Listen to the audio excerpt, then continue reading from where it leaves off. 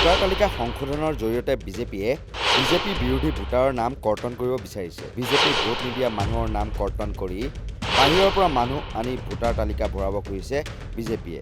Special summary ৰিভিজনৰ যিটো প্ৰক্ৰিয়া, এই প্ৰক্ৰিয়াত আমাৰ ইয়াত থকা যিসকল ভোটাৰ আছে, যিসকলে বিজেপিক ভোট নিদিয়ে, তেওঁলোকৰ নাম কাটিবৰ কাৰণে আৰু বাহিৰৰ পৰা মানুহ আনি তেওঁলোকৰ নাম সন্নিৱিষ্ট কৰিবৰ কাৰণে ইতিমধ্যে যিটো শংকা বহুদিনৰ পৰা আমি কৈ আহিছিলোঁ, সেইটো শংকা শেহতীয়াকৈ আমি দেখিছোঁ যে কেইবাটাও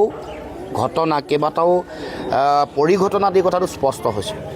31টা সমষ্টিত 10,000 ভোটাৰৰ নাম কৰ্তন কৰাৰ তালিকাখন লাভ কৰা বুলি মন্তব্য কৰি লুৰিণজ্যোতি গগৈয়ে বকো সমজিলাৰ কাৰ্যালয়ত বিজেপি নেতাৰ কৰ্মকাণ্ডৰ উদাহৰণ দাঙি ধৰাৰ লগতে BLOসকলক নাম কাটিবলৈ হেঁচা দিয়াৰ কথাও উল্লেখ কৰে লুৰিণজ্যোতি গগৈয়ে।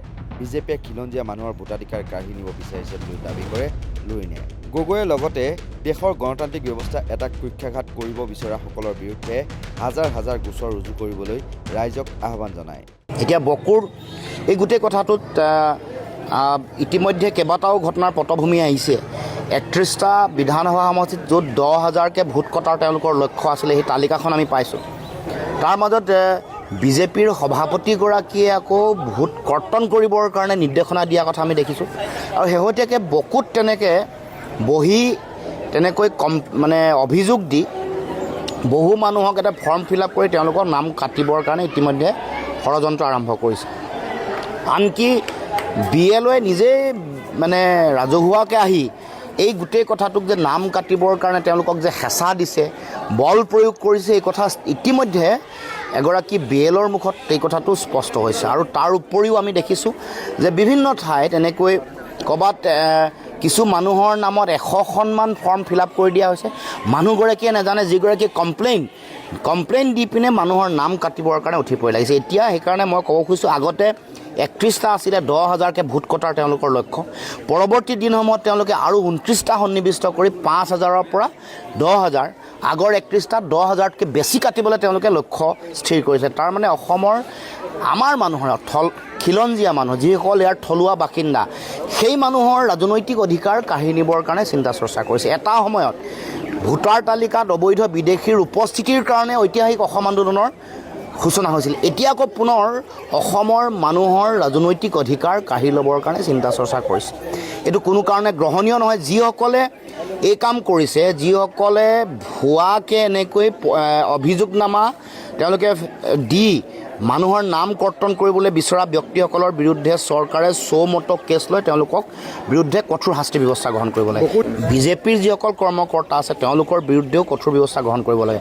আৰু যিসকল অফিচাৰে, যিসকল বিষয়াই উদ্দেশ্যপ্ৰণোদিতভাৱে চৰকাৰৰ বহতীয়া হৈ এতিয়া এই যিটো ভোট কটা কামটো আৰম্ভ কৰিছে, তাৰমানে দেশৰ সংবিধান, দেশৰ গণতন্ত্ৰ, দেশৰ ন্যায়পালিকা, দেশৰ যিটো স্বতন্ত্ৰ অনুষ্ঠান নিৰ্বাচনী আয়োগ, সেই আয়োগৰ স্বতন্ত্ৰতাক যিসকলে কুক্ষিগত কৰিব খুজিছে, নিয়ন্ত্ৰিত কৰিব খুজিছে, তেওঁলোকৰ বিৰুদ্ধে আমি ৰাইজকো আহ্বান জনাইছোঁ, এই অফিচাৰসকলৰ বিৰুদ্ধে কেছ ৰুজু কৰিব লাগে।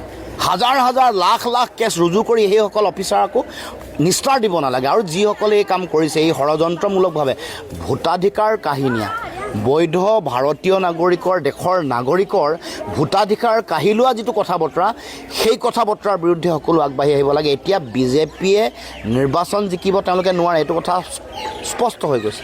আৰু সেইকাৰণে এই 60টা সমষ্টিত তেওঁলোকে মানুহৰ নাম কাটি যেনে তেনে নিৰ্বাচনত তেওঁলোকে জয়লাভ কৰিবৰ কাৰণে তেওঁলোকৰ একমাত্ৰ যিটো বিকল্প, শেষ ৰক্ষা কৰিবৰ কাৰণে মানুহৰ নাম কাটি ভোটাৰ তালিকাৰ পৰা তেওঁলোকে নিৰ্বাচনত পাৰ হৈ যাব খুজিছে। উল্লেখযোগ্য যে বকো সমজিলা কাৰ্যালয়ৰ ভিতৰত বৃহস্পতিবাৰে নিশা 8:30 বজাত 3জনকৈ বিজেপি নেতাই বহি ভোটাৰ তালিকা সংশোধনী প্ৰক্ৰিয়াত জড়িত থকাৰ অভিযোগ উত্থাপিত হৈছিল। বকো সমজিলাৰ কাৰ্যালয়ৰ ভিতৰত 3জনকৈ বিজেপি নেতা ক্ৰমে দক্ষিণ কামৰূপ জিলা বিজেপিৰ সাধাৰণ সম্পাদকদ্বয় প্ৰহ্লাদ বিশ্বাস, মৃন্ময় বড়ো আৰু বিজেপিৰ দক্ষিণ কামৰূপ ST মৰ্চাৰ সাধাৰণ সম্পাদক বুধেশ্বৰ ৰাভাই বহি কাক কি নিৰ্দেশ দি আছিল, এই প্ৰশ্ন উত্থাপন হোৱাৰ লগতে সমগ্ৰ বিষয়টোত জিলা আয়ুক্ত, মুখ্য নিৰ্বাচনী বিষয়া সকলোৱে স্পষ্ট কৰিব লাগে বুলিও দাবী উঠিছিল। নিৰ্বাচনী বিষয়াসকলে নিজে স্বাধীনভাৱে কাম কৰিবলৈ সক্ষম হৈছেনে, নে তেওঁলোকক কোনোবাই প্ৰভাৱিত কৰিছে বুলিও প্ৰশ্ন উঠিছিল। কিন্তু এইবোৰ প্ৰশ্নৰ উত্তৰ দিবলৈ কাৰো বৰ্তমানলৈকে সাহস হোৱা নাই। News desk report north east.